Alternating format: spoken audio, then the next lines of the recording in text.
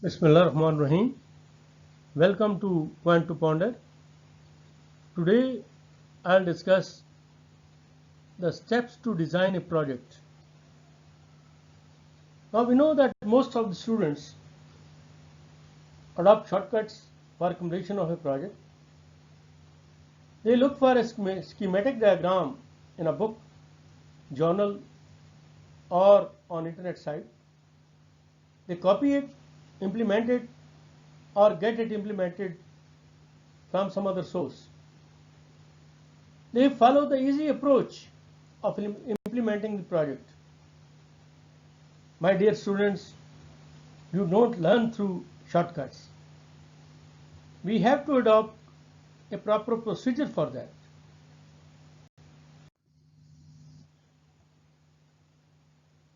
Easy learning is easy forgetting, as we say. Now you know that the developed project can be based on any general purpose microprocessor functioning as microcontroller or dedicated microcontroller. It is called embedded system, where microcontroller performs intelligent tasks in washing machine, a microwave oven, industrial control, or air conditioner. Now I wish to make one point clear right from the very beginning. I am dealing with microprocessors since 1979, where I used to work on 6000 Motorola,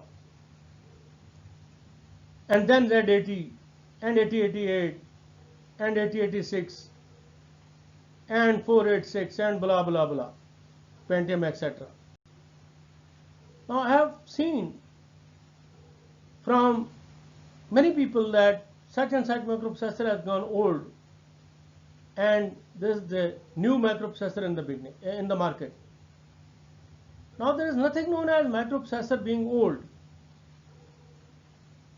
If let's say 6800 was the main microprocessor at one point in time, it can easily function as a microcontroller today in the embedded system.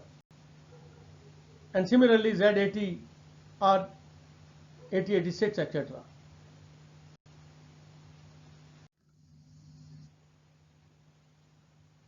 The first step which you have to learn is that what is the task to be performed.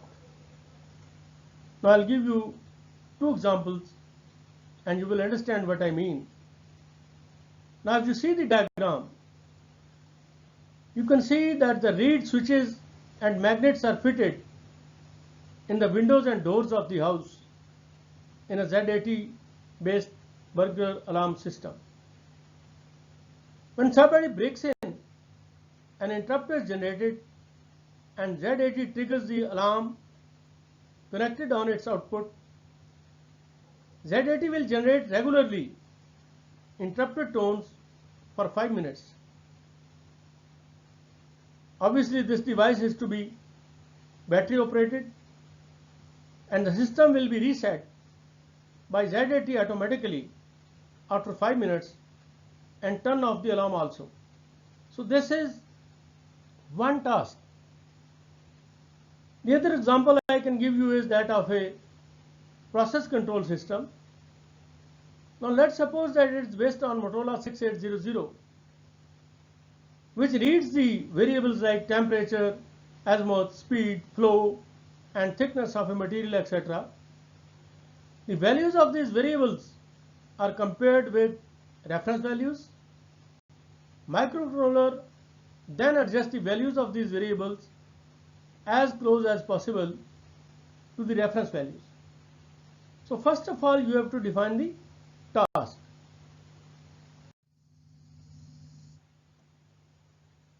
Evaluate the market. Now, generally I have seen that students take on the project to complete the academic requirement. Obviously, they have to.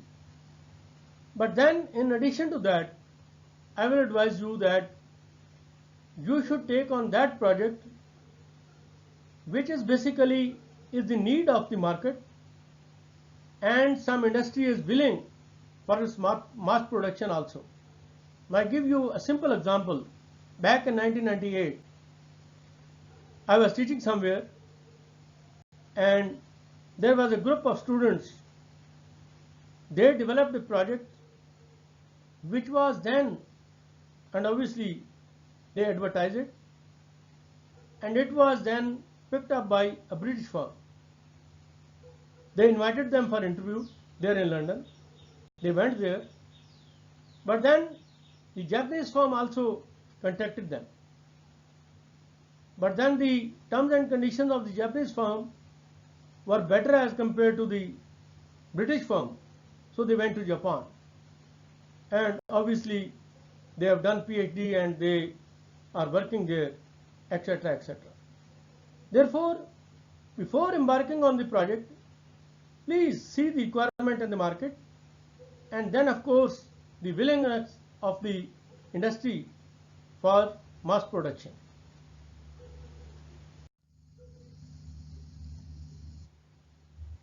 Now step 2 is design procedure. You have studied the fundamental concepts of engineering and devices during these 4 years. It includes electrical, analog and digital electronics, interfacing, programming languages, PLDs, PLAs, FPLAs, microprocessors, microcontrollers, Arduino, system developing tools, software packages like MATLAB, LabVIEW, etc., and of course the measuring instruments.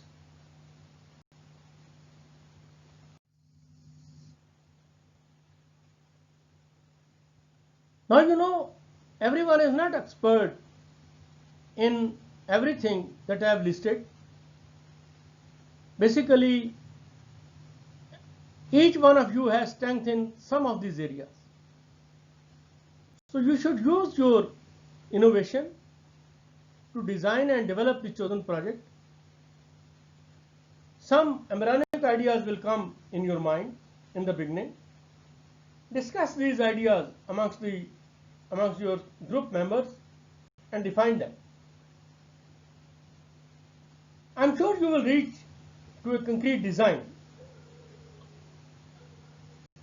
You should follow the procedure which I am going to speak afterwards, after having gone through this step, whatever I have said before.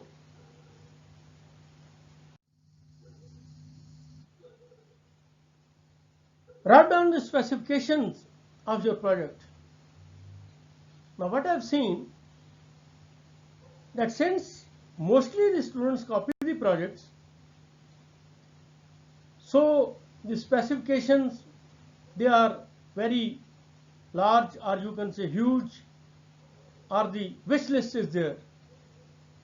And then when they cannot meet the requirement in terms of the availability of the components and devices, or the cost, or the availability of the developing, testing and debugging the software and the hardware, then they try to shrink it, and they shrink it to a level where it is no more a product. Therefore, please write down the specifications of your project, keeping in mind the availability of components and devices, their cost, availability of developing, testing and debugging the software, before you embark upon the project.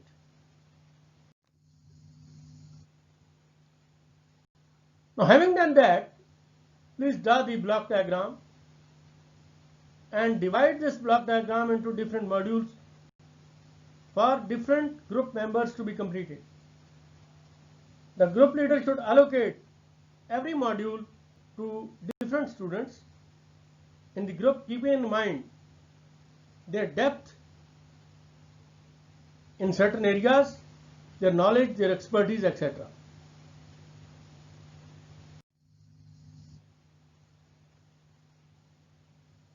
And once the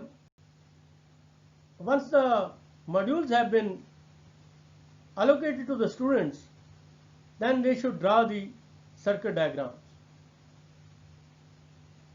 of their modules, and then the group leader should draw the final schematic diagram resolving the interfacing issues of different modules.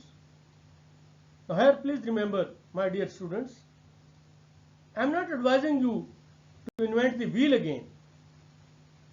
You must study already finished projects and get the help, but please don't copy it.